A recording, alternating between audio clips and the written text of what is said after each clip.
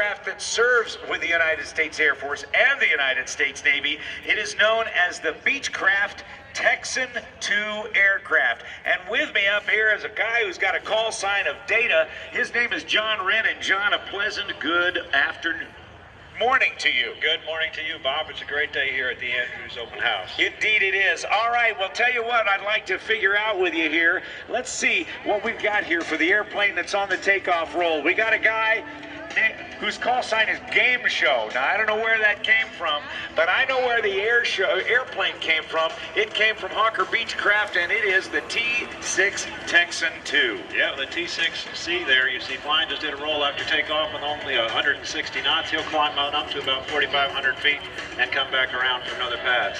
Gameshow actually got his call sign, Bob, as a air show announcer. No kidding. So you can aspire, you can graduate up and might be an announcer to demo pilot. You know, that might be kind of fun. Put me in the back seat. I bet I could do it. You know what? I'm an instrument-rated private pilot, but I think I could fly that airplane. I'm pretty sure you can. That's designed for students, easy to fly, and you serve in the U.S. military right now today. Going back a lot of years, there was the Joint Primary Air Training System competition, the JPATS program, because the Army and Navy needed a new trainer. Yes, it did. I should say the Air Force and the Navy needed a new trainer, and the winner was the Beechcraft T-6 Texan II. And boy, what a great name it has inherited. Yeah, it's a good heritage airplane from the advanced training of the Texan. Now doing the Texan advanced training for the U.S. military. Here, watch Mike get ready to roll in and give us kind of a simulated bomb run. 45 degrees dive across the crowd with smoke on. Now, he's up at about 2,500 to 3,000 feet. He can get up to some pretty great altitudes, but he can get up to some pretty high speeds as well in this little airplane. Right, he'll be coming down at about 300 knots, which is about 365 miles an hour.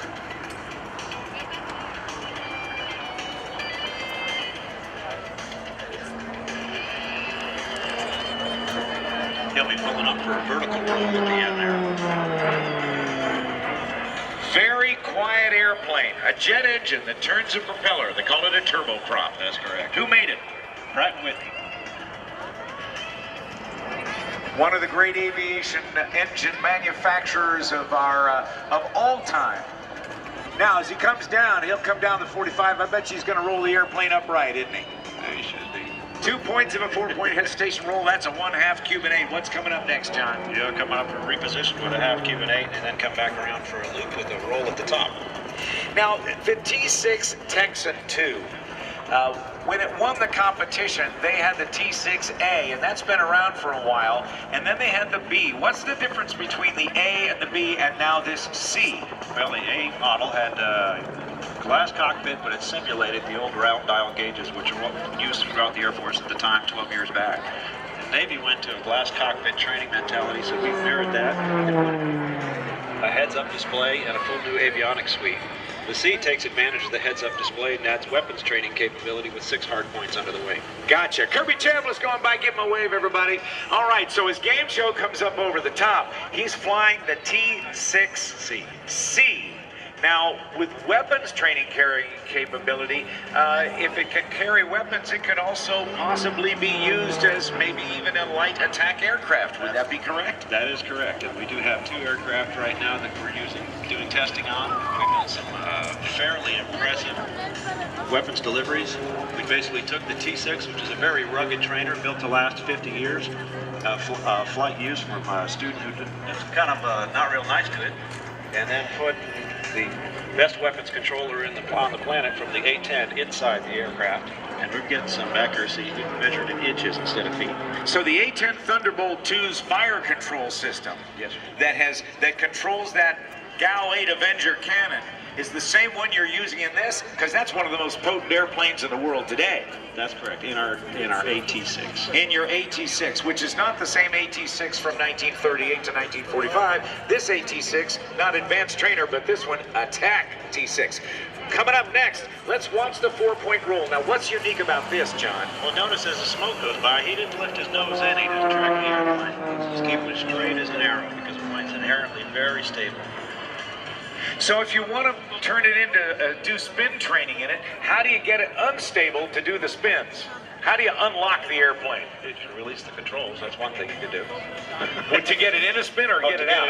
To get it in a spin. What do you have to do to get it in a spin? You got to be in a stall and stick a full boot of rudder in there. Okay, but then to get it out, there are earlier Air Force trainers that took now that's the tough one right there, folks. This is called a slow roll.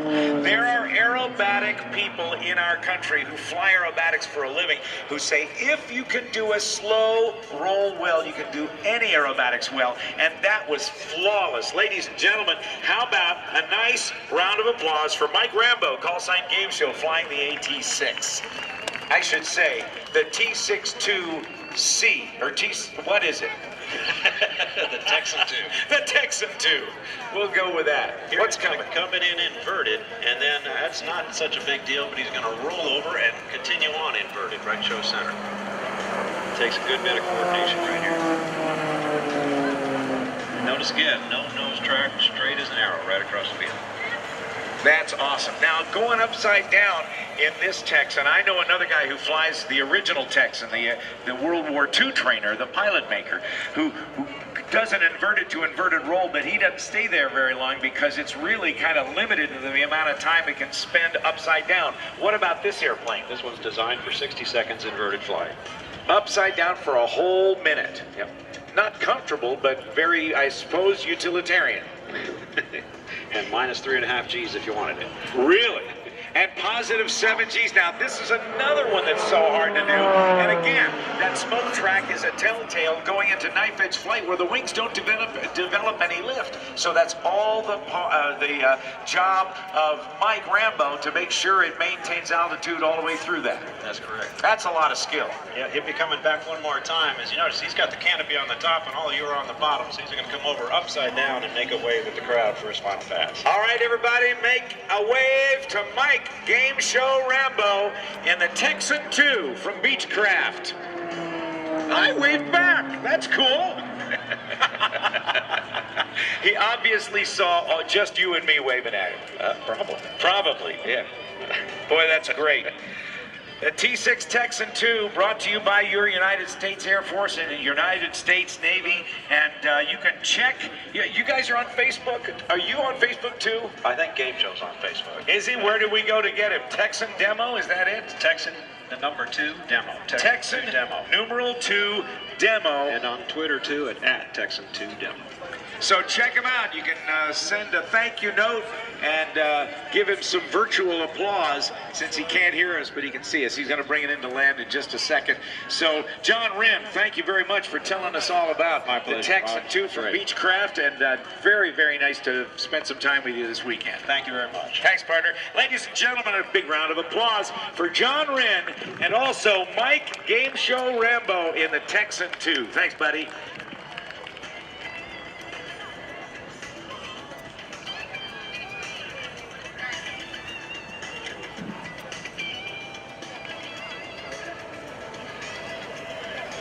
We want to thank First Command Financial Services.